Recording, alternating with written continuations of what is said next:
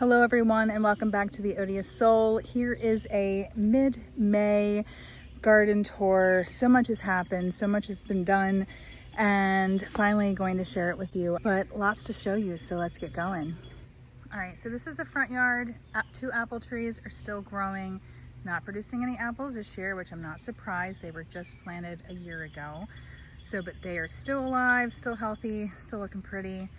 And all the rose bushes have kind of lost their flair right now. They were so gorgeous when spring first started springing. But the strawberry plants have done amazing. I actually had to take some of them out and put them in another bed, which I will show you later. Blueberry bushes, we still have 3 that still have leaves on them, but only 1 is producing the blueberries right now.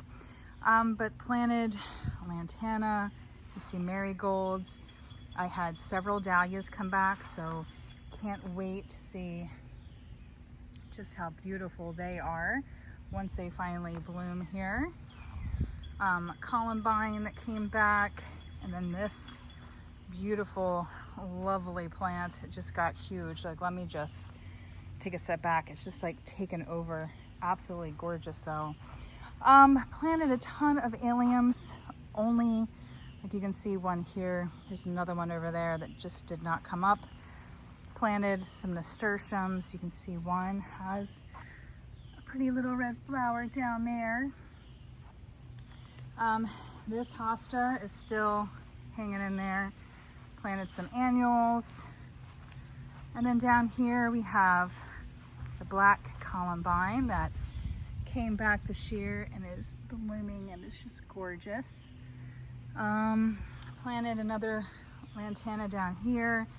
This is another dahlia that's coming back. It doesn't get as much sun, so it's not growing as fast. Dianthesis there. And that's pretty much what's going on in this bed. Still have to do some mulching, covering up some of the old fabric. And you can see the cherry tree is blossoming from its roots, or growing from its roots, excuse me, in a couple places. And I haven't had the heart to chop them off yet. And of course, there's more alliums that just did not come up. But so that's that. You can see, you know, the front yard here, the porch. I still need to figure out how to make these beds here along the house, along the front porch, spruced up a little bit. Just planted some asparagus fern and a couple things, and then all those other vines have actually just been, you know, propagated over the years. So those are just things we take in the house in the wintertime and bring it back out. This bed continues to be a work in progress. The soil over here is so bad, most things have died. I did have this dahlia come back, and then that's actually a purple cone flower, some echinacea. Surprisingly, that came back, but we'll see what it actually does. I did transplant these hostas from around the back, which we'll eventually get to. And then out of all the alliums I planted over here, I just had 2. One down here and one there. So kind of disappointed. Oh, and there's another dahlia. And then snapdragons. And then these snapdragons I actually propagated from seed last year. Planted this, and then this year it was gorgeous. So now you're seeing like the leftovers. But we turn around the corner, we have the beautiful side garden, which is where all the vegetables are. It's just looking so good. Like, it just blows my mind every time I come out here just how alive it is. But here, fig is still holding on. Here is the pomegranate. Not sure if we'll get any figs or pomegranates this year, but never hurts to try. And then here we have a bunch of cherry tomatoes, both orange and red, different varieties. I think there's a total of 5 tomato plants in here, so I'm gonna have to feed this pretty heavy. But you can see we're already starting. We got flowers. I think down in here somewhere there's actually some tomatoes forming. So always exciting when you start seeing the tomato plants. Here in this bed, again, a ton of tomatoes. We have like 3 here. These are actually dragon tongue bush beans. I figured with the way that beans handle nitrogen in the soil, they would be a perfect pair for the tomatoes. So hoping to keep that area a little bit healthier. But yeah, we got too many tomatoes to count. Here in these beds here, we have peppers. These are all the hot peppers. Kept them in the same place this year. Tons of different varieties, from little baby Tabascos to big jalapenos. Trying some new varieties. Here's some more hot peppers. This bed is new this year. I wanted to fill in the space because it was impossible to mow. So the leaves are definitely yellowing. Was wondering about if it was the soil quality, but I mean, even though they're yellow, like, they're still producing flowers, and we already got peppers. These are the Tabasco ones here. And I also planted some nasturtiums, and you can see we already have flowers. And to think those are edible, isn't that just amazing? So the grape plants have this column all to themselves this year. So here's one, and then here is a second grape, and that's just filling in nicely. I've actually trimmed it out a couple times already. And then here were some perennials that were big bee-loving perennials at Lowe's that, you know, and Mike left me alone in the garden center too long. I couldn't help it. These three here are the Brad's Atomic Grapes, and that one there was actually a volunteer. It came up all by itself, and I did plant a marigold right there. And these are poppy plants. I am so excited, but it doesn't look like I'm gonna get any flowers out of them. I've really struggled getting poppies to stay alive in my gardens in the past. So really hopeful that we can at least keep them healthy, and then maybe next year, maybe they'll come back and, you know, give us some actual flowers. The asparagus, we did not take any out this year. This is only the second year for them here. So hopefully next year we'll be able to actually start eating the asparagus. This bed here, we have a beautiful eggplant. Ooh, beautiful eggplant. And then I did try to germinate some others here in the soil. So they're slowly popping up. We'll let them breathe a little bit. And then these are some sweet peppers. I have sweet peppers thrown everywhere. And then two more tomato plants. These are, I think, Summer Girls or 4th of July. So they should be early bloomers. And I don't see any tomatoes yet. Do see flowers though. And then over here is even more sweet peppers. These are, oh, actually I lied. These are actually hot. These are the big guy jalapenos that overtook the bed over there last year. So I put them over here to see if maybe being against a house, they wouldn't need as much support. And then these are all bells. Different varieties of bells, I believe. Oh, and then fish. I've never had fish peppers, but interested to check them out. A couple more marigolds. And in here we have some endive that's still holding on, but then all my arugula has gone to seed. So there might be some babies in there hiding, but I'm gonna let them go to seed because we definitely love replanting arugula. Here are some more sweet peppers as well. What varieties are these? Looks like we have bananas and some Cali Wonders. And then I do have some squash or zucchini planted here. They've been really struggling in slow growth this year. It's been so cold. Down here we have some more. We have orange snack and then lemon peppers. And then these were some pea plants. I did pull them out, but they're just now getting flowers. So no idea if I'll actually get any peas off of them or not. The rosemary is of course from last year. Oh, and the smell-o-vision, wish you could smell it.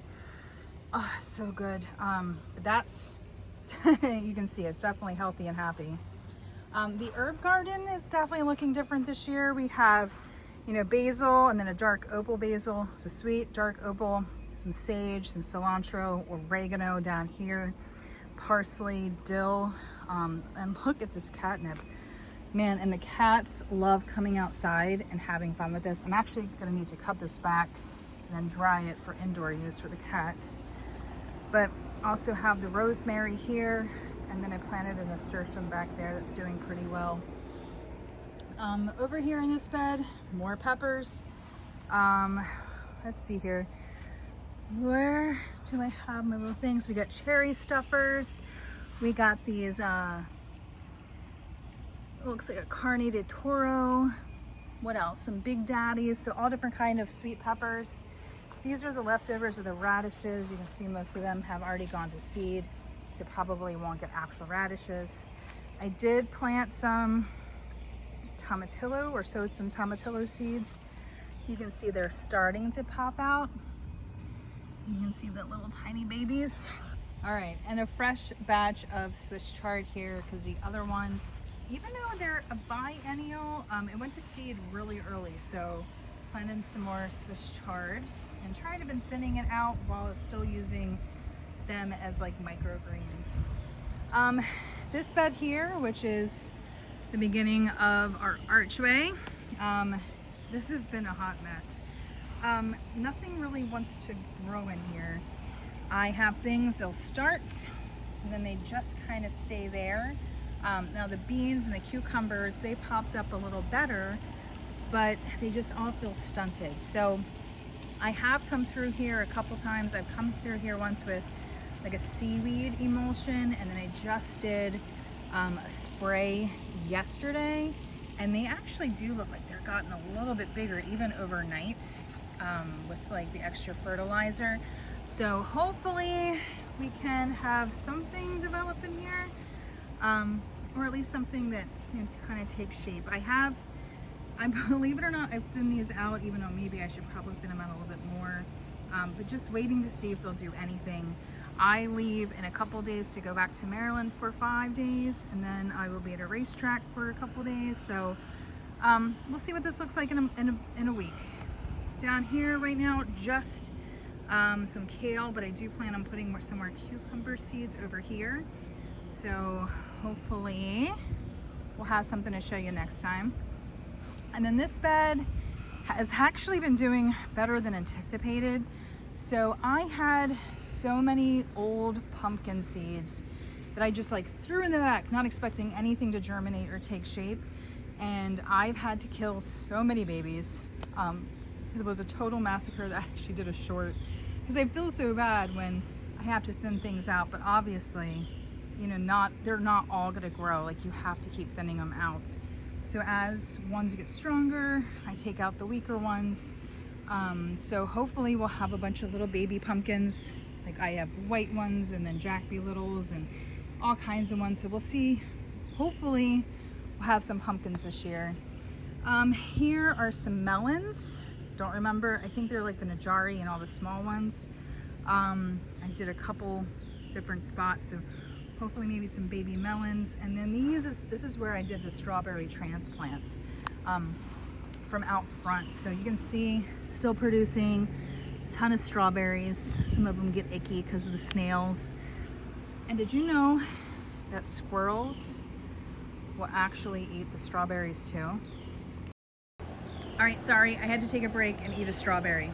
So over here, this is new because all of these are like the purple, I don't know, irises, crocuses, whatever they're called.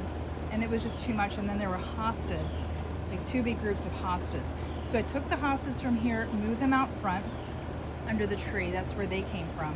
And then I put in this walkway because I'm in Georgia and I'm afraid of snakes. And then if we come over here, I had mowed all of this down and it's slowly coming back. It's just not as pretty as it was. Over there, haven't really done anything over on that thing. You can still see there's like a couple things that need to be transplanted. And then back here, definitely some changes. Number one, we cut this tree down after Helene came through last year, before Milton, because it was slightly leaning. The entire root system on this side was very empty from all the squirrels and chipmunks. So this year I came in some perennials, like that's a perennial with the white annual flowers, another perennial, more perennials, an annual, That hosta came back. That came back, that came back. Those are new over there. The hydrangea's holding on. This beautiful little hosta, the fire and ice one, that came back. None of the columbines that I had over here survived, made it through. That's like an indigo plant that came back, and then that is a Sarah Bernhardt peony. That one came back. And then Mike, my man, got all these broken tiles from work. So this is not my vision. I want like a stone little covered woodland path through here. But I just need time to actually make it look like I want to make it. Right now it's a death trap. But yeah, like over here underneath the bird feeder, got a lot of weeds. And so I will do something here eventually. And then I did add these steps so that way we can easily get in and out of the garden area. All right, so here on the edge of the road, I did plant some hostas because my goal would be to have like this whole area here just be hostas on the end. I think that would be beautiful. But these are two that I planted last year, and then they came back, which was exciting. And then maybe ultimately just have a whole bunch of flowers coming down here because it's just a weedy mess and you can't really mow it. So, but this is still going to be a work in progress. I'm not going to rush it. Plants are expensive. But I do have 2 peonies that I planted this year that are looking pretty healthy and doing well. These 2 hostas came back. I did have 3 hostas here. Only 2 came back, and that one is looking so sad. Like, look at him. Look how tiny he is compared to the other one. And then I planted a pink hydrangea here, and well, can you tell what happened? A deer decided to make it dinner. I mean, it had all these buds that were getting ready to bloom, and a deer just came along and destroyed it. Like, I'm still kind of devastated, but hopefully it does not die. And then just to give you a quick look of our beautiful little creek here. Don't know if I ever showed you the fire pit. We still have a big old mess. Like, this is from the tree that we cut down. And to make it more affordable, I had told the guys, like, hey, yeah, just put it over there. We'll take care of it. Well, it's been what, 8 months, 9 months later, and it's 10 months, and it's still a big old pile of stuff that we have to deal with. But, you know, slowly chipping it away. We're so busy. It's like we got to do things when we can do things. But I wanted to show you over here as well. This is where I planted a bunch of berry bushes. And I think this might actually be the 3rd summer. I think I might have planted these the 1st summer. Maybe not, maybe last year. But I don't even know what they are anymore. I know that one's a loganberry. These might be different blackberries. And these are holding on. I came back in here earlier this season and I completely dug up the ground. This ground gets very saturated and the berries were not liking it. So I dug everything up really deep, added some soil conditioner, and you can see they look like they're thriving now. I mean, for being unhappy for so long. But the 2 raspberry plants over here are totally dead. So gonna have to invest in some more raspberry plants. And then our neighbor's pond and fountain. Isn't it just beautiful? It's like a park back here. All right, let's go take some video of the damage.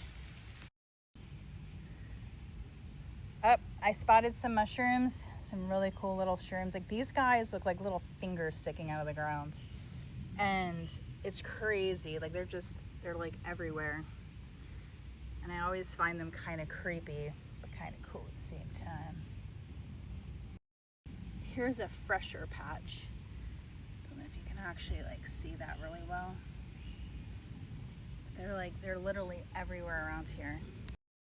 All right, so this is the path, the main path that we typically use to get back here. And you can probably see that big old pine tree. Man, that thing was a monster. We were not home. We were, I think, at a race at Barber for Moto America. And big storm came through. It knocked down that pine tree, which ended up going all the way down there. Like you can still see like the tops. There's still stuff I got to clean up over there.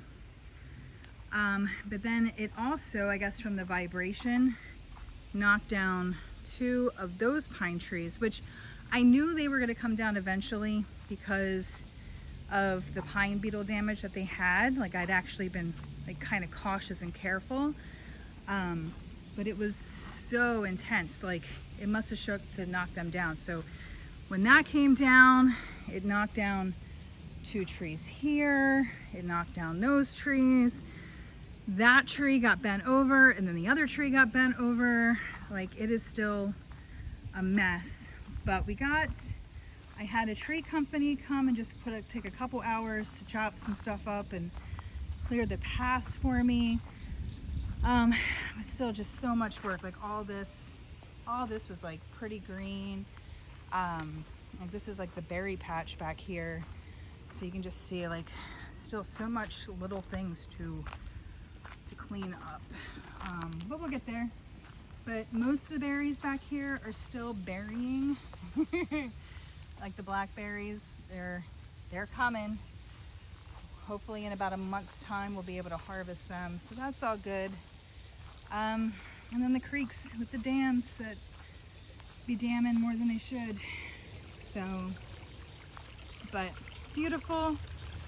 Definitely would love to do more flowers and stuff back here, but as you saw from that hydrangea, I'm kind of afraid now because I don't want a bunch of deer to eat anything that I plant. Might have to figure out some deer resistant varieties that have beautiful flowers. And this is like a second dam that's formed recently, because this was off of a pine tree that fell a while ago, and on the other side was dry, so now it's underwater, so we can't use it to cross anymore. But yep, so that is the back.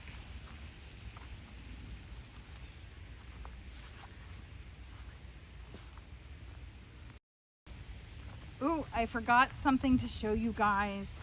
So last fall I did invest. Ooh, wait, hold on. I see a part must have come off of a motorcycle.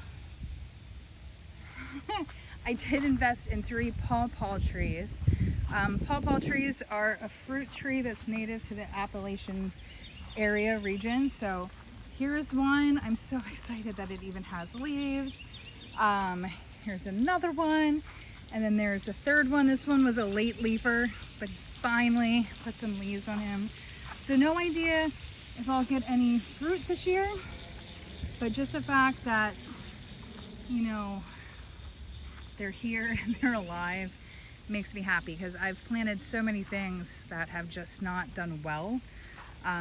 Georgia red clay soil is kicking my butt, particularly in bulbs. I just got to make sure I put in more soil conditioner, things to kind of break up that clay for me to be more successful. So they're looking so good, and I can't wait to actually eat one. I have never eaten a pawpaw, but I hear they're amazing, and I can't wait to grow my own and then devour it.